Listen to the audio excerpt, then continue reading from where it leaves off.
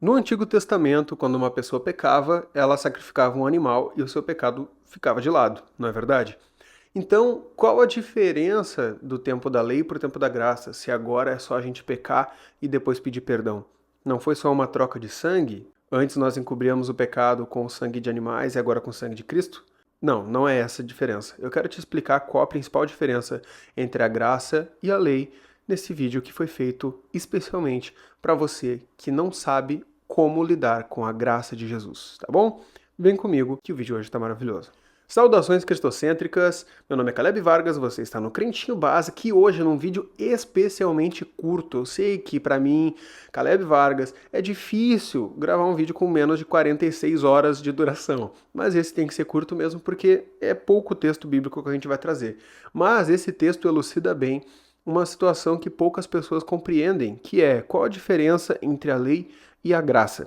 A diferença entre a lei e a graça principal é que a lei não aprimora o caráter do homem. O que isso significa? Significa que bastava o homem trair a sua esposa ou fazer algum mal e se ninguém descobrisse a ponto de levá-lo à punição diante dos juízes, que seria apedrejamento, morte, expulsão do arraial, se fosse no caso só um pecado que ele se arrependeu desse pecado, bastava ele ir ao sacerdote, oferecer um animal em holocausto e esse pecado ficaria deixado de lado, encoberto por este sangue.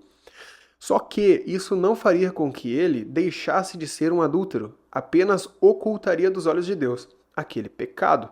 Então, se a graça tivesse essa mesma função, uma função de ocultar pecados, por que não permanecer na lei? Não é verdade? Então, nós precisamos compreender que a graça, ela não serve simplesmente para que nós recorramos a Cristo depois de pecarmos, mas que nós podemos pedir a Ele e, através da graça, alcançar um aperfeiçoamento de caráter, deixando assim de ser um escravo do pecado.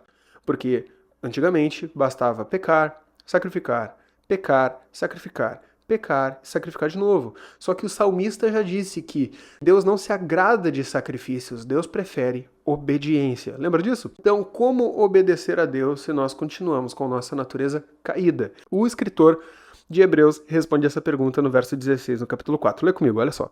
Assim, aproximemo-nos do trono da graça com toda a confiança, a fim de recebermos misericórdia e encontrarmos graça que nos ajude no momento da necessidade.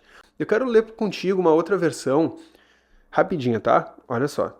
Esse texto é maravilhoso, eu queria tatuar ele. Na versão Almeida Revista e Atualizada diz o seguinte: acheguemo-nos, portanto, confiadamente junto ao trono da graça, a fim de receber misericórdia e acharmos graça para socorro em ocasião oportuna. Gente, o que significa isso? Qual seria a ocasião oportuna para recorrer à graça? Seria antes ou depois de praticar o pecado? Se fosse após o pecado, bastaria sacrificar um novilho, não é verdade? Sacrificar um cordeiro. Só que Cristo nos dá as ferramentas de aperfeiçoamento. Então, o que seria recorrer ao trono da graça em hora oportuna, em tempo oportuno, ou no momento da necessidade? É basicamente o momento da tentação. Aquele momento em que a nossa mente está totalmente atucanada, na linguagem gaúcha, né? Atucanada, ou atribulada com pensamentos e desejos e impulsos e tentações pecaminosas, é o momento em que nós devemos nos achegar com toda a confiança no trono da graça e pedir que a graça nos toque no momento oportuno, ou seja, é aquela oração que todo cristão precisa aprender a fazer no momento da tentação, fechar os olhos e clamar: Senhor Deus, nesse momento eu estou em tentação. Até tinha uma canção muito boa, que é, acho que é Pai, Eu Não Confio em Mim, do Thales Roberto, que ele fala: Pai, o mundo me fez mais um convite, a proposta é boa e a minha carne quer, eu preciso tanto segurar tua mão, segura em minha mão também. Muito grave. Mas enfim, é basicamente, seja sincero, Deus, estou no momento de tentação. Deus, minha carne quer. O pecado está batendo a porta e a minha carne quer. Me ajuda, me ajuda. Aprimora o meu caráter, de modo que eu seja semelhante a Cristo e eu resista a essa tentação. Me cobre com a tua graça, Pai, de modo que eu não sucumba à tentação. Lembra na oração de Jesus em Mateus 6, que ele não pede para Deus livrar da tentação? mas ele pede para não deixar cair em tentação e nos livrar do mal? Ou seja, a tentação virá, a tentação irá bater a porta, mas cabe a nós recorrermos com toda a confiança no trono da graça, de modo que a graça nos ajude no momento oportuno, no momento de necessidade, ou seja, naquele momento em que nós precisamos de ajuda para obedecer.